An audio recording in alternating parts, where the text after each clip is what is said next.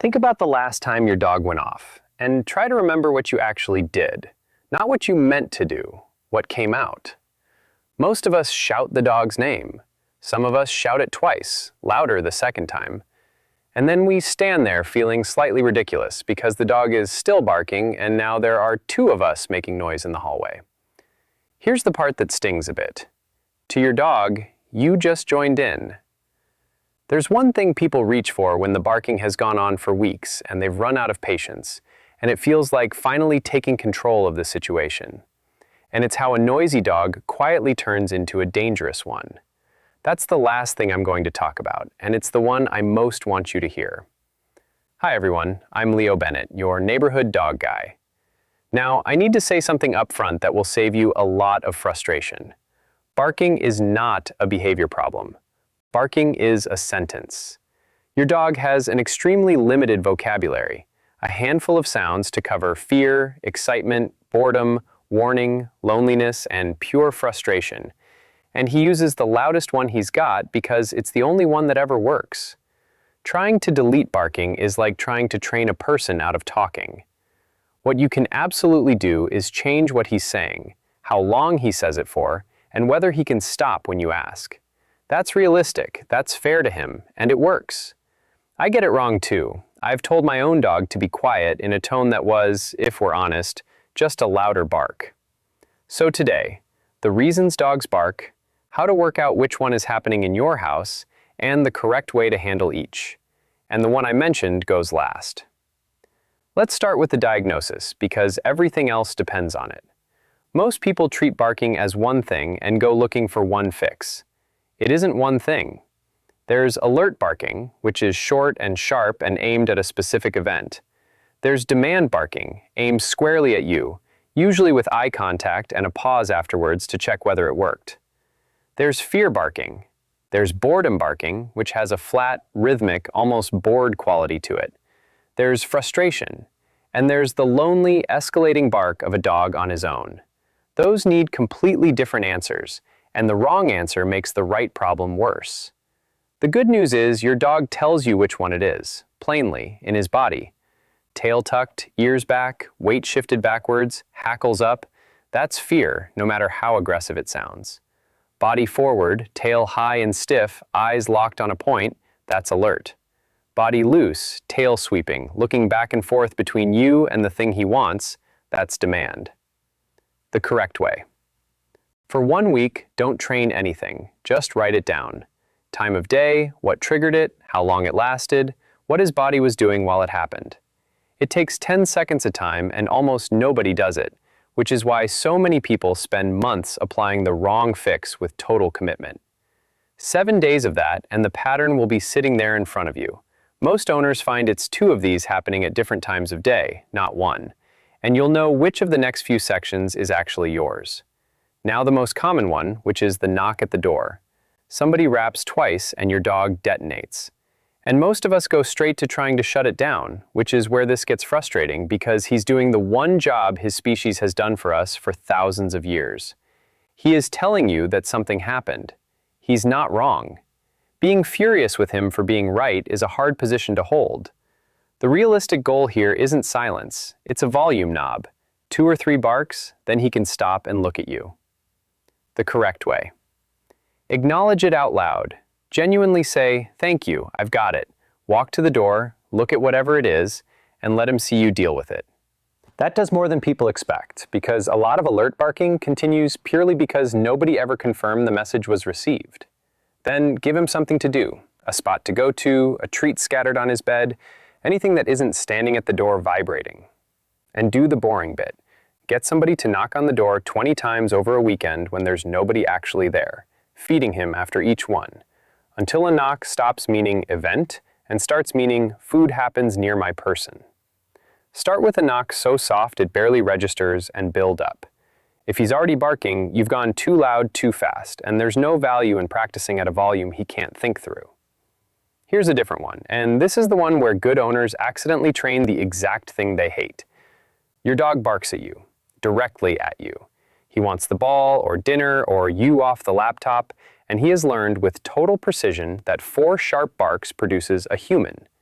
so he does 4 sharp barks. And when it works, even occasionally, it doesn't fade. It gets more insistent, because behavior that pays off unpredictably is the hardest kind to shift. The correct way.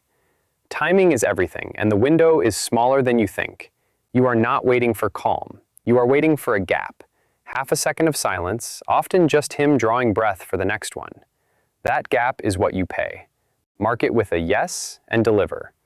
Then next time, make him hold 2 seconds, then 5, then 10.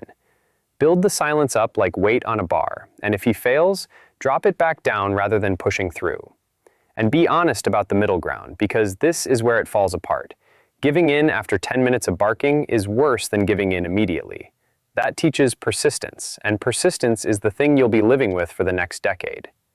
Now the one that sounds worst and is most often misread. Fear barking is loud, harsh, sometimes with a growl underneath it, and it's the one people are most likely to punish because it sounds like aggression. Look at the body. Fearful dogs bark going backwards. And I want to say something specific about growling because it gets treated as the red flag. A growl is a dog being polite. It's a warning, given in advance, by an animal who would rather not escalate. Punish the growl and you don't get a calmer dog, you get a quieter one. And a dog who has learned that warning gets him in trouble is a dog who skips straight to the next step. Real-world example. A family had a rescue who barked and growled at anyone who came through the front door. Their instinct was to make her face it, so they'd hold her collar and have visitors walk right up and offer a hand. 6 months of that and she'd stopped growling entirely, which they took as progress. She hadn't got braver. She'd learned that the warning didn't work and the person came anyway. The correct way. Distance first, always. Let her watch new people from far enough away that she can still eat.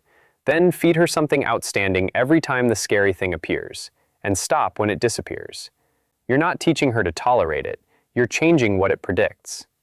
Give her a room she's allowed to leave to, and never let anybody follow her into it. And here's a good tell for whether she's genuinely relaxed or just holding it together. Try a game of tug.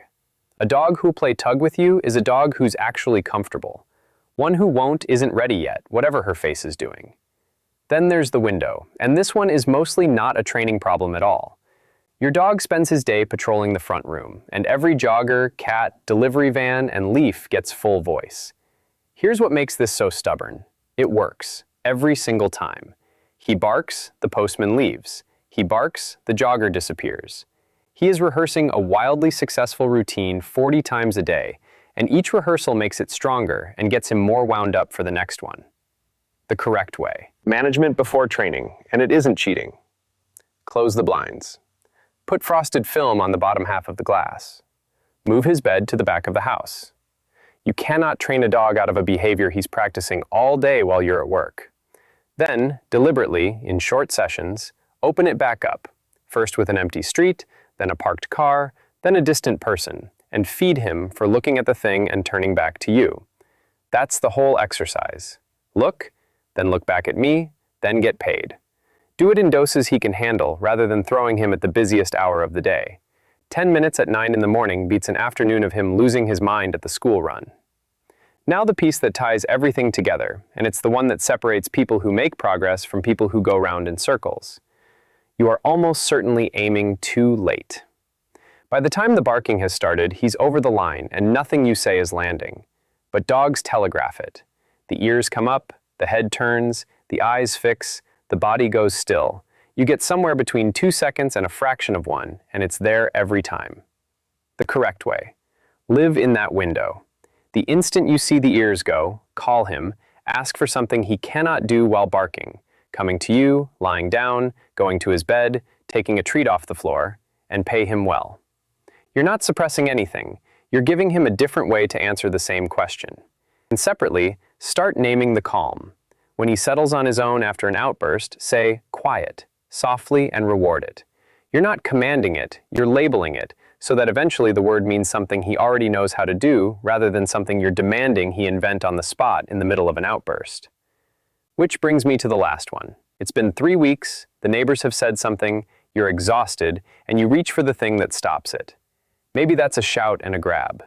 Maybe it's a device that makes a noise, or a spray, or a shock whenever he barks. And I'll be straight with you that dog people genuinely disagree about corrections in general. Plenty of experienced trainers use them thoughtfully and get results. What is not really in dispute is what happens with this particular behavior, and it's worth understanding the mechanism. Your dog barks when the delivery driver appears. You punish him. He now knows that delivery drivers are followed by something unpleasant. You didn't teach him to be quiet about the delivery driver. You taught him that delivery drivers are bad news. Real-world example. A man came to me with a shepherd who'd started lunging at people on walks. He'd had a bark collar on him for 4 months, and it had worked beautifully at home. The barking at the window stopped almost immediately. What he hadn't noticed was that his dog had spent 4 months learning that the sight of a stranger through the glass predicts pain. The barking was gone. Fear underneath it had been fed daily. That took a very long time to undo, and it was completely avoidable. The correct way. Treat noise as information and go after the reason, not the sound. Manage the environment so he isn't rehearsing it. Reward the gaps. Meet the need underneath. A dog barking from boredom needs something to do with his brain far more than another lap of the same walk. And give it more time than you want to. A couple of weeks of consistency will show you a trend, and a trend is what success looks like here, not a switch. So take this one thing from all of it. Your dog isn't being difficult, and he isn't defying you. He's using the loudest word he has over and over because nobody's shown him a quieter one that works. Give him that, and the noise drops on its own. And if you've spent this long trying to understand why your dog is barking instead of just making him stop, that's the difference right there, and your dog is lucky to have you. So tell me in the comments what sets yours off and what he sounds like when he does it. The doorbell, 2 sharp barks. The window, 40 minutes. The one at 4 in the morning that nobody has ever explained. I read every one of them, and they decide what I make next. Go and watch his ears for the next hour. You'll see it coming before he does. Thank you for watching this video. See you in the next one.